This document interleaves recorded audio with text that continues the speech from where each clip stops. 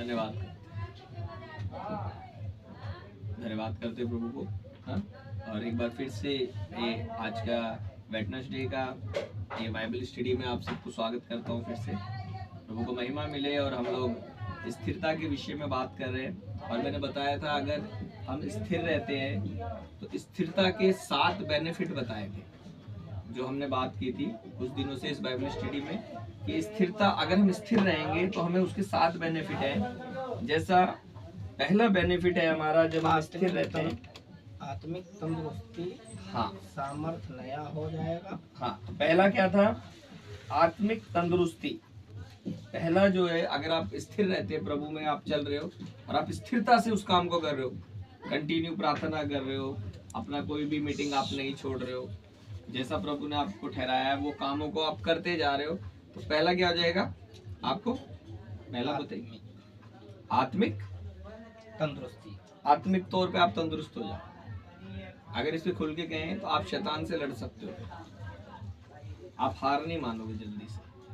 जैसा बाइबल कहती है शैतान का सामना कर तो ये भागेगा क्योंकि ये पहले से हारा है। तो अगर आप स्थिरता से प्रार्थना करने वाले हो, वचन पढ़ने वाले हो, संगति करने वाले हो, तो क्या होगा? आप हारोगे नहीं, शैतान के काम से आप हारेंगे नहीं, आप सामना कर सकते। शैतान को हटना पड़ेगा, पीछे होना पड़ेगा शैतान को आपसे। ठीक है, दूसरा बेनिफिट क्या था? सामर्थ्य नया हो जाएगा। आप नए सामर्थ्य में बदलते जाओगे। आज जैसे नीति वचन आपने पढ़ा भी होगा, वहां पे लिखा था धर्मी का जो क्या कहते हैं, जो चमक है ना, वो दोपहर तक बढ़ती और बढ़ती जाती है ना। आप पढ़े हो, आज मुझे पता है यानी। तो धर्मी जो है उसका दोपहर तक चमक और बढ़ेगी और बढ़ेगी। दोपहर मतलब क्या समझ रहे हैं आप? ये एक दिन की बात नहीं हो रही, ये आपके जीवन की बात हो रही है। ये आप यीशु के साथ चलते हुए क्या होते जाएगा? चमक बढ़ता बढ़ता बढ़ता चला जाएगा, आप घटते नजर नहीं आओगे। हालेलुया। और तीसरा बेनिफिट क्या था?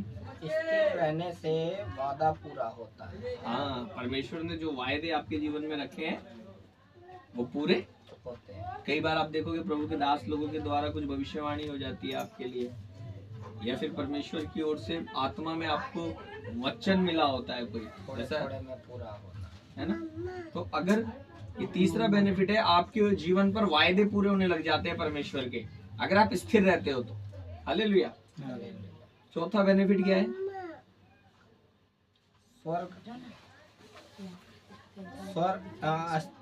नहीं, चौथा बेनिफिट स्थिरता शांति के साथ मिलेगा। हाँ, आप आत्मिकता में भी स्थिर हो जाओगे। और कैसे होगे? शांति के साथ। आप आत्मा में भी बढ़ रहे हो और आप शांति भी है आपके अंदर है। हाँ? ऐसा नहीं है कि आत्मा में तो बढ़ रहे हो, शांति नहीं है आपके जीवन में। आप शांति के साथ आत्मा में स्थिर हो जाओगे। पांचवा, स्वर्ग का परमिशन मिले। हाँ, स्वर्ग से आपको परमिशन भी मिलता रहेगा बीच बीच में। यीशु मसीह ने बोला कि जब चेलों को भेजा ना कि जाओ और जाके और लोगों को भी चेला बनाओ और उन्हें वो बातें बताओ जो मैंने तुम्हें सिखाई है। तो और देखो, मैं जगत के अंत तक तुम्हारे साथ रहूंगा। तो प्रभु साथ रहता था चेलों के। जब वो सुसमाचार सुनाते थे तो प्रभु उनको चिन्ह और चमत्कार दे देकर भी क्या करता था? स्थिर कर देता था उनको। बीच बीच में अपनी कोई ना कोई चमत्कार बताकर, कोई चिन्ह दिखाकर बताता था, देखो मैं तुम्हारे साथ। तो स्वर्ग से भी परमिशन आएगी तुम्हारे लिए। तुम खुद ही नहीं कहते रहोगे मेरे साथ प्रभु है, मेरे साथ प्रभु है। सामने से लोग भी कहेंगे इसके साथ परमेश्वर। आमीन। तो अब्राहम के विषय में पढ़ो, लोगों ने कहा इसके साथ जरूर परमेश्वर है। आप देखोगे इसहाक के विषय में लोगों ने कहा। तो स्वर्ग से परमिशन का मतलब यही है, स्वर्ग से आपको चिन्ह मिल जाएगा कोई।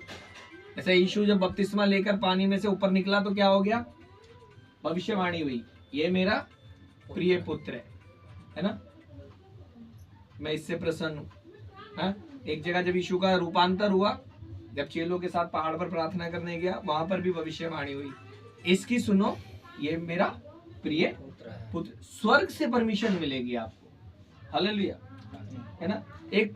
एक आशीषित सेवकाई भी, अगर आप जुड़े हो किसी सेवकाई में और वो सेवकाई आशीषित है, तो आपको स्वर्ग से परमिशन मिलती रहेगी अपने हालेलुया उस दास के साथ चलने के लिए। आपको क्या मिलेगी? स्वर्ग से परमिशन। इधर ध्यान दीजिए, स्वर्ग से परमिशन मिलेगी आपको कि हाँ मैं हूँ इसके साथ, चलो इसके साथ। Hallelujah hallelujah. हाँ, तो परमेश्वर ऐसा सामर्थ्य है हमारा। उसके बाद छठा, अनंत काल का प्रतिफल और मुकुट देता है। हाँ, स्थिर रहने वालों को अनंत काल का प्रतिफल मिलेगा। एक तो यानी कि स्वर्ग जाएंगे वो, ना मरने वाली जगह, स्वर्ग, कभी जीवन खत्म नहीं होगा, और उन्हें मुकुट मिलेगा। बाइबल बताती है हमें अलग अलग प्रकार के मुकुट मिलने वाले हैं हमारे कामों के अनुसार। आमीन। और सातवां, परमेश्वर की बड़ी बड़ी जिम्मेदारी देता है। जब आप छोटी जिम्मेवारियों में आप सफल हो गए, आपने अच्छा किया, परमेश्वर अब आपको क्या करने लग जाएगा? फिर बड़ी बड़ी जिम्मेवारियां देने लग जाएगा। हालेलुया। कि मैंने इसको छोटा काम दिया, इसने देखो ये वाली बात पे बड़ा ध्यान देने वाला बात है। देखो कोई हमें दिख नहीं रहा, कोई हमारे ऊपर दिख नहीं रहा, लेकिन फिर भी हम ये जानकर कि प्रभु है, उसका दिया हुआ काम हम ईमानदारी से कर रहे हैं। तो जब आप थोड़े में विश्वासी होके रहेंगे, छोटे काम में, तो क्या करेगा परमेश्वर? आपको बड़ी बड़ी जिम्मेवारी भी देने लगेगा। तो स्थिर रहने के पीछे ये 7 ब्लेसिंग है। अब हमने अगले सेशन में सीखा था कि स्थिर कैसे रहें, किन बातों में हमें स्थिर रहना है। हालेलुया। स्थिरता के विषय में अगर हम बात करते हैं तो मेरे को सबसे अच्छा, बहुत अच्छा उदाहरण आता है जो यीशु मसीह ने कहा मत्ती उसके अध्याय 7 उसके 24 से 27 में। और देखिए स्थिर कैसे रहें, हमने देखा अगर हम स्थिर बने रहेंगे प्रभु के साथ, वचन में स्थिर बने रहेंगे और प्रभु के कार्यों में हम स्थिर बने रहेंगे जो प्रभु ने हमें दिए हैं, तो ये 7 बेनिफिट हमें मिलने वाले हैं जो हमने अभी पीछे बात की। इसके अलावा अब बात आ रही है दूसरे क्या कहते हैं सेशन की। आप उसमें हमने सीखा था हम स्थिर किन चीजों में रहें, स्थिर कैसे रहें और किन चीजों में हम स्थिर रहे। तो हमने देखा था प्रार्थना करने में आप कैसे स्थिर हो सकते हो, प्रार्थना करने के द्वारा आप स्थिर प्रभु में स्थिर हो सकते हो, वचन पढ़ने के द्वारा आप प्रभु में स्थिर हो सकते हो। तीसरा, जब विश्वास के विषय में हमने सीखा था, जब कुछ नहीं भी दिख रहा है, जब कोई दिख रहा है, जब तो सभी विश्वास करते हैं, है ना। कोई चर्च में आते और उसको प्रार्थना किया, उसको चंगा हो गया, तो उसको दिख रहे मैं चंगा हो गया, तब तो सब विश्वास करते हैं। लेकिन जब आप बीमार हो, प्रार्थना किया नहीं ठीक हुए, क्या तब भी विश्वास कर सकते हो? जब आपकी प्रार्थना नहीं सुनी गई तब भी विश्वास करोगे क्या? तो बाइबल बताती है कि अगर आप स्थिर रहना है आपको, तो पहला प्रार्थना करने वाला बनना पड़ेगा आपको, आप प्रार्थना के द्वारा स्थिर होते हो। दूसरा, वचन पढ़ने के द्वारा, हालेलुया। हालेलुया। तीसरा, जब कुछ नहीं दिख रहा तब भी विश्वास रखना है, तब भी विश्वास के साथ चलना है। चौथा, अपने जीवन के हर एक हिस्से में सही बने रहना। जब हमें कोई नहीं देख रहा, जब पास्टर जी नहीं देख रहे पीछे से, है ना,